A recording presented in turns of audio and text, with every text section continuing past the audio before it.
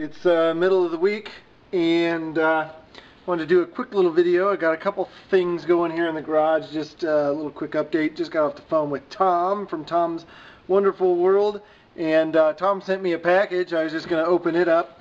I think we have some supplies here for our wheel project, and hopefully I'm going to put you guys on a roll of paper towels. We're going old school with the stand here. I've seen Darren do this a lot lately, so I kind of in the old school groove here. So let's see if we can set you up on a roll of paper towels and see what we got in the box. So this should be, I think, the color of Tom's car, plus maybe some black, maybe some white, and some other just sundry paint supplies. So,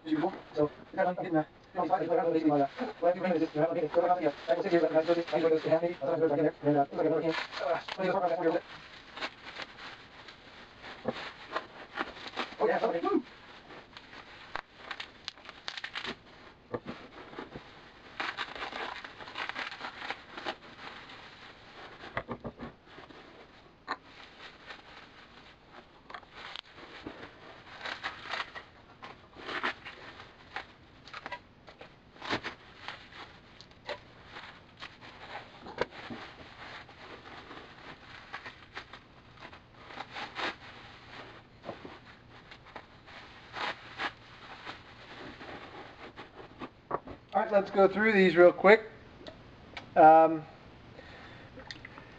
see there's a sort of a mixture of stuff. I'm real familiar with the Matrix stuff up here, Matrix, which is an analog to PPG, Deltron basically, some of it is. And so anyway, I've been getting stuff from Darren and Andrea through the years here, and this looks like it's probably from Darren and Andrea. We got an MSB, which is their standard base coat. This is Eternal Blue Pearl, so this is their this is his base coat for his car.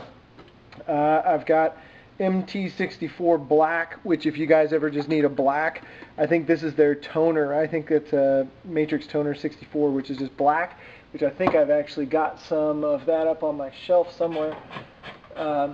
But that's okay. We don't need to dig. I've got some urethane reducer, warm temperature, which is 85. So we may have to heat the garage up a little bit to use that. Just basically changes the way it dries. And then this looks like a Honda Frost White. So Honda Frost White, and it's actually, you can see on here, it's a little darker than the white label, but that's okay. That's what we'll be using, I think, primarily for our lightning bolts there. And then this is a high solids urethane clear. This is MC161, which is this stuff here. This stuff I'm unfamiliar with. I've never sprayed Omni Clear. I've sprayed some PPG, and I've sprayed a fair amount of Matrix. So we'll have to get familiar with this, but Tom has used this before, and I think he just had some, so he sent it along. So we'll be giving that a test drive, and then this would be the hardener for it. So we've got three base coat colors, black, blue, and white, and then we've got a clear. And then Tom also sent a couple other little items along with the sticks there. We've got a little mixing cup here. So this is just a small cup. This would be like for Milo's size, you know, doing gas tanks and things like that. You're mixing in ounces rather than in cups or parts of an ounce. I don't know. So this is 7 ounces right here. So 1 to 7 ounces. So that's a pretty small cup. And then the last thing we have here is the Akita center cap. So this is the center cap out of one of the wheels that I'm going to be painting. And Tom wants me to do my signature here on that to essentially sign the wheels. So I've got to come up with some sort of a design or something to do on there. This Akita logo is pretty cool. It looks like a metallic foil underneath a clear acrylic or something like that. So that's going to be hard to top. But we'll scuff it up and do something to it to make it look cool. And probably put some kind of a GP in there, or Greg's Garage logo. I think that would actually work really well, just the circle with the G in it. But I don't know what we'll do for that, but we'll figure something out. So that's the stuff from Tom. So let's switch gears. And last night I went to the lumber store. And this is the Hardwood lumber store, let's call it. And I'll see if we can show this. I'll take the measurements first. So we've got about 7.5 inches wide on this guy. It's 8/4 thick, which, you know, wood people are all about the quarters of an inch. So I'm just going to burn a couple inches there. So we're not quite 2 inches thick on that. We got shorted just a little bit, but that's okay. Or sorry, I said that wrong. This is 12/4, so almost 3 inches thick. So we're 2 7/8 thick on this piece, and we'll just take a look at the grain so you can sort of pick out one piece of grain and watch it all the way down, and it really doesn't run out. So on this edge of the board, there's literally almost no run out. You can grab a grain right at the edge of the board, and it continues all the way down the board in that fashion. I think it starts to run out maybe just a tick here. So I think the grain that's here probably winds up maybe in 1/4 of an inch, maybe 3/8 of an inch at the bottom. So what I really needed was about 30 inches or so of no run out to make the fretboard and the headstock. And this piece should yield 2 neck through necks, so 2 necks that are 40 inches long, and then I'm going to have a chunk in the middle of that that may actually yield a 3rd neck. What I was looking at though is this edge of the board. You can see there's a difference between sapwood and heartwood, and I think actually this might be the sapwood and that's the heartwood, the lighter here, which doesn't seem to be like it makes any sense, but I think it does. We do have a little tear out there and a little knot right there, but you know, you cut these fretboards down in width, they're not this wide, they're a little narrower. So I don't know if we'll get 3 necks out of that or not. We might not, but I know for sure we can get 2 necks out of it, and it's pretty good shape stuff.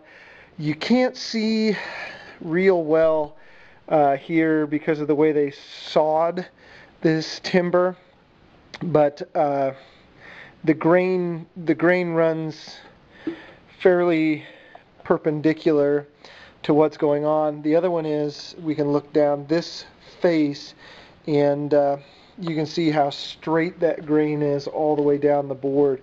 So my hope is that this board will be a very good neck board. I'm going to set the camera down for half a second here and point it back this way. The other piece that I'm looking for in the board is the tone. So, you know, does it ring or is it just dead? And this board is,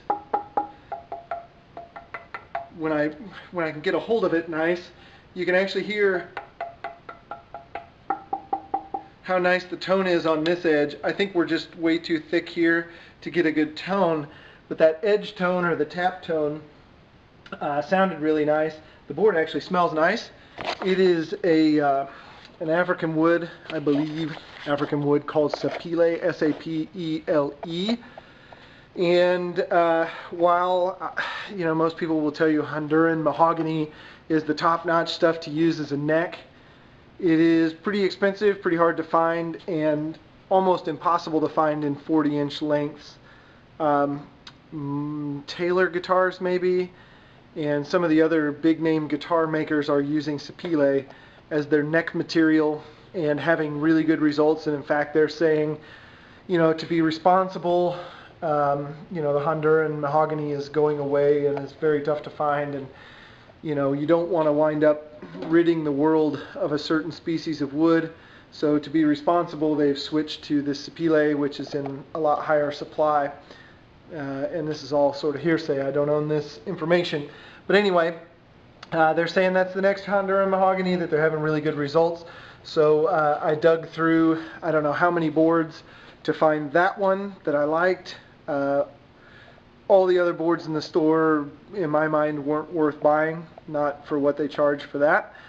So I think I found a good one there.